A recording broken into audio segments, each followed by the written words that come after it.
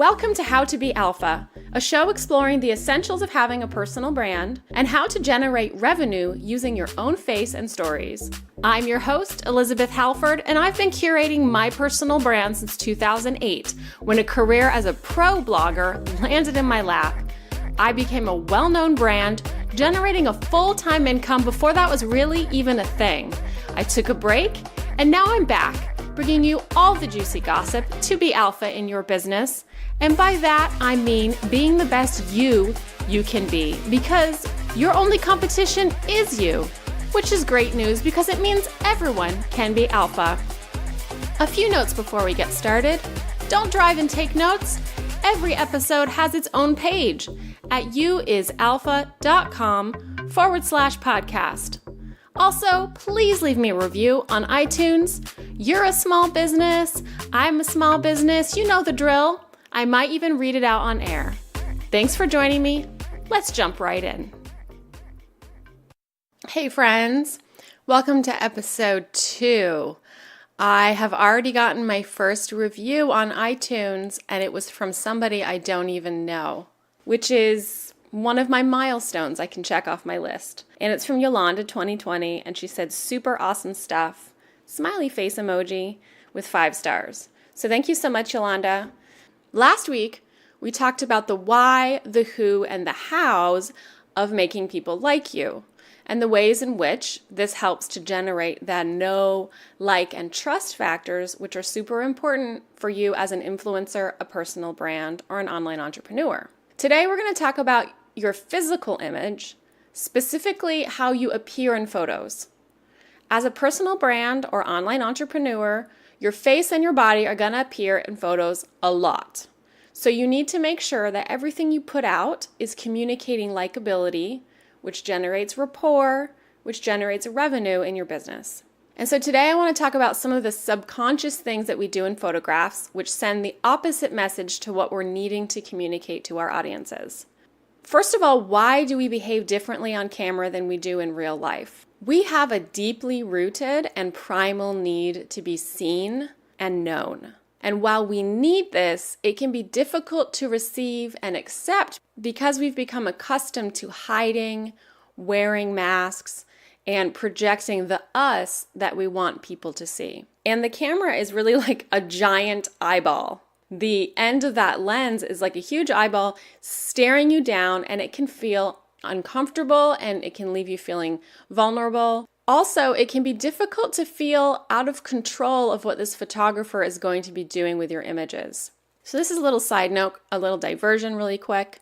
A little hack for you, if you're a photographer listening, is that if a client is appearing really insecure about having that giant eyeball looking at them, I will lower my camera and shoot in live mode using the screen on the back of my camera so that I can look at them and I can talk to them while we're shooting. And so that I now am connecting with them as their audience and removing that barrier between me and them. Not everyone is super used to or accustomed to working with a piece of machinery, and they need to connect with you as a human. Also, my commercial clients get to have all of their images and they have the rights to edit them, and I don't post without their permission. So they are in total control of what happens to their image and how they appear to the world after these photos were created, which is important if you know that feeling of friends at a party, let's take a selfie. And what I'm thinking is, oh no, I don't know what I'm going to look like. Am I going to get to sign off on this photo before it's posted? You can feel super out of control, and that's not a good feeling. I've been shooting for 10 years now, and I have photographed thousands of people. And hundreds of those people were just single people sitting there with me in front of my camera, having their portrait taken.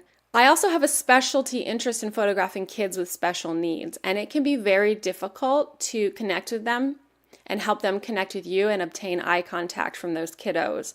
And sometimes the difficulty of achieving that can be nothing compared to the skill it requires to photograph an insecure adult. I have never met my match when photographing disabled kids, but I certainly have in my hard drive hundreds of examples of what it looks like to have a person, an adult, caving in on themselves in front of my camera. And because I'm a super nice person, I won't be showing you those examples in the show notes, but I will be describing for you what not to do, and more importantly, what you should do to communicate being a powerful, likable, and trustworthy person. A quick note on the show notes. Remember, they're available at youisalpha.com/podcast. And this particular episode does have some images of me breaking the rules to illustrate my points. Number 1, head tilting. When I hit Google to start researching this episode, I searched how to look powerful and confident in photos. And the very first result was from WikiHow. And it literally said, tilt your head and don't look straight at the camera. And to that I say, liar, liar, pants on fire. This is an absolute no if you want to appear powerful and confident. Head tilting is a particularly feminine habit. For some, this is a learned behavior from childhood, or you may have literally been instructed by a photographer in the past to tilt your head. This is a position that females often assume to subconsciously communicate that we're approachable, we're gentle, we're non-threatening. This is something we've learned to do not to take up too much space in the world. Now, men don't naturally do this because for males, being dominant, bold, confident, and taking up space is a preferred situation. So if you're a woman listening, lift your head up and don't be a doormat for anyone. It's okay for you to take up space in the world. You don't need to assume the responsibility for making others feel comfortable with your power and your presence in the world. On the flip side, we do see the head tilt often used in fashion photography. And when a tilted head is used along with overtly dominant body language, it can communicate power. So you need to know the rule in order to break the rule well. And so this does sometimes have a time and place, and you can see this in play in the cover art for this podcast. Number 2 is smiling. We're not going to talk about how to smile, although here's a pro tip. A smile takes place in your eyes. You cannot fake a smile in your eyes. We're going to be talking about whether you're smiling or not. I've noticed in the course of working for corporates that when I would go in and do headshots, women were directed to smile, while men were often directed to cross their arms and appear knowing or almost stern in their facial expressions. I think it's important for that likability factor that your main avatar across all of your profiles on the internet is a big smile straight to camera, unless your brand vision calls for otherwise, of course. And this goes for men and women. Now, there is absolutely a time and place for that knowing, that serious knowing expression. So just be conscious that during your photo sessions, you engage a range of different expressions for different uses to communicate your personality in the appropriate ways at the appropriate times, regardless of your gender. Don't just smile because you're a woman. Don't look stern just because you're a man. But what's the hack here? Engaging a genuine smile in your images. For me, it's as simple as thinking happy thoughts. I think about my kids, I think about the cruise we're about to go on, or I think about the next time I'll get to eat tacos. Any of these things can make a genuine smile shoot out through my face, as you probably just heard.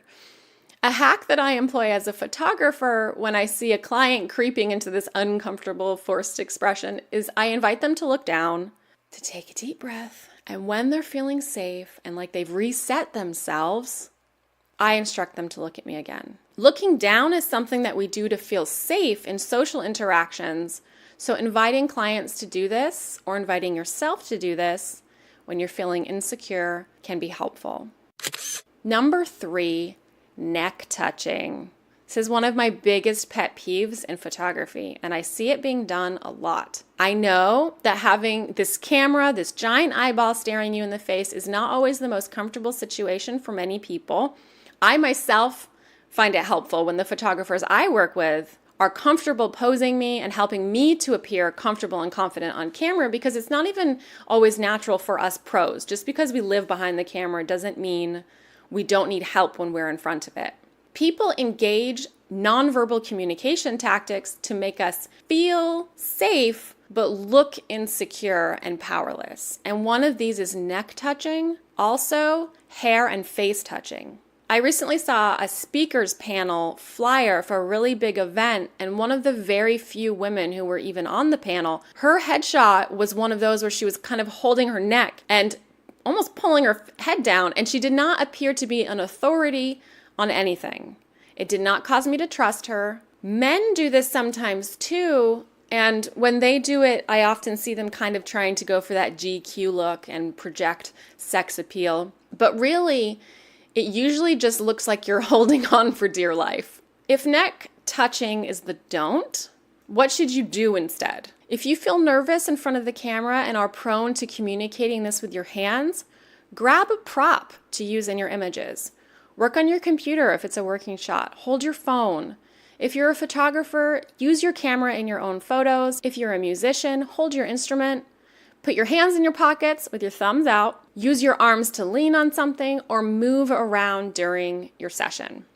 Number 4 is arm crossing. Arm crossing is often a go-to stance in photos to make yourself appear and feel powerful, especially when men do it. They'll do it like with a puffed up chest. But it's a piece of nonverbal communication which actually says, I feel inferior right now. It can also communicate, I'm attempting to be dominant because I feel inferior, or I'm closed off to you right now. How many times do you recall crossing your arms in the middle of an argument to kind of say, like, I'm not listening to you anymore? During business interactions, arm crossing, leg crossing, neck and face touching, these things make your body smaller and make you take up less space and say, I'm trying to shrink away right now. Spread out and take up space. It doesn't have to be extreme. Just simply opening up your chest, unclenching your jaw, and being conscious to relax your hands and not make a fist. Number 5, power stancing. If you engage with only one more piece of content today, please make it Amy Cuddy's TED Talk on how your body language shapes who you are. There's a link in the show notes. There are positions that we take when we feel powerful and positions we take when we're feeling powerless. So tweaking these things to make them fit for camera can communicate incredible things. Although sometimes in your personal brand photos, you're gonna want to look insecure or vulnerable if you're talking about those topics in your content. So doing the opposite of the things I've mentioned here can help you achieve that messaging as well. On that note, I recommend that you never delete images from your session. For example, in the show notes, I'm using a photo of me touching my neck, and if I had deleted it because it was a no-no, I wouldn't have had it on hand to show to you. Make sure the commercial photographer you hire to do your personal brand work knows that you want access to everything. Even out of focus shots can be useful as backgrounds or textures or in use with quote graphics. I often intentionally get out of focus shots for this purpose. If you go to my website, youisalpha.com, there's a pop-up inviting you to register for my e-course on 5 mistakes entrepreneurs make when hiring a photographer, and it's jam-packed with these kinds of things that you want to make sure you'll be getting from your photographer. Number 6, head turning. In tip number 1, we talked about head tilting. Here we're talking about head turning. Turning your face away from the camera and giving your viewers the side eye says, I'm trying to get away from you. Anyone who has worked with me will remember hearing me say over and over again, face straight at me, face straight at me. I'm always helping my clients to reposition their face straight at me if their intuition is to turn away. When my subjects start to pull away from the camera, I like to remind them to bring it right back and connect with their audience. I love nothing more than a confident headshot straight to cam. Our last point, and number 7, is eye contact. This might be my favorite body language hack because it's a piece of nonverbal communication which involves neuroscience. Eye contact releases oxytocin in the brain, even when it's just a photo. Remember, I was talking about at the top of this episode that a primal need we have is to feel seen and known, and eye contact gives us this connection. So if you're using your personal brand to draw your audience and potential clients to know, like, and trust you, Eye contact is a powerful tool in achieving this, especially when combined with the other things I've mentioned, like smiling. When you're not a brick and mortar business, your online presence is everything. Even when your business is about serving others, you need your presence to present you first and foremost. And I'm preaching to myself here because photographers have a really easy way out because we have thousands of images of other people in our hard drives, which we can use in our marketing collateral. Even when I was creating the website for You Is Alpha, my initial intuition was to pack it out with client photos. And even the front page, you were greeted by a fashion shoot and no images of me. Although those were more styled, high production value, and just really freaking awesome for my brand, even as a photographer, the thing that I'm selling to clients first and foremost isn't photography, it's me. My expertise, my approachability, the fact that you can trust me, and my open, welcome, and inviting nature. And I can't make this my first impression if I'm showing you photos of other people. Non-photographers tend to use stock photography to achieve this and avoid using their own photos. And because of websites offering a lot of very gorgeous and royalty-free stock photography, we're seeing the same stock photos used again and again and again. Even this week, I saw a national magazine, people, using images from Unsplash. The same image I'm seeing over and over again from small and large brands alike. Today, I'm challenging and inviting you to look at your online assets, your website, your social, your email templates, and think about it from the point of view of a person meeting you online for the first time. Think of it like a store. If you walk into a boutique and you only see products and the owner doesn't greet you or isn't even there, you're going to walk right out without buying a single thing. Your website is for selling, not browsing. So that bounce rate that you see in your analytics, those are people walking into your business, not finding you there, and walking straight out again. If you take one thing away from this episode, I hope I've convinced you that as a personal brand, your photos are very important in selling yourself, and you have the power to help your customers know, like, and trust you if you use your body well. Thanks for listening. Next week, we're talking about the definition of a personal brand and who really needs to be listening to this show. Thank you so much for listening. You are such a babe. A reminder that all notes are available at youisalpha.com/podcast.